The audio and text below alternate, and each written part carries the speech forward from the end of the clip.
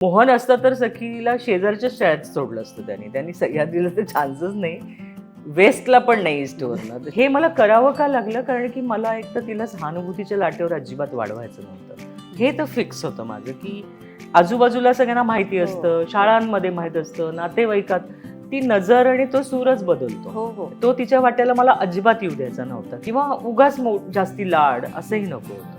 थोडंसं ऊन बिन लागू दे जरा, असं मला वाटलं.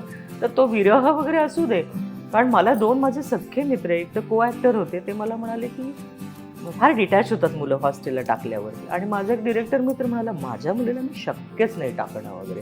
अरे म्हटलं, तुला गरज नाही आहे, तुझी कंडिशन वेगळी आहे, तुझी बायको घरात आहे, हाकेच्या अंतरावर दोघांचे आजी आजोबा आहेत, परिस्थिती वेगळी आहे ना. त्यामुळे मी म्हणत नाही की सगळ्यांनीच तिकडे जायला पाहिजे.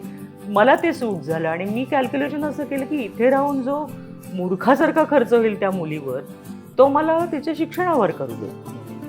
पण तोही खर्च होताच. दर 3 महिन्यांनी पाय बदलतोय, उंची वाढतीये, तर सगळंच म्हणजे खूप पण अनुभव फार ब्युटिफुल.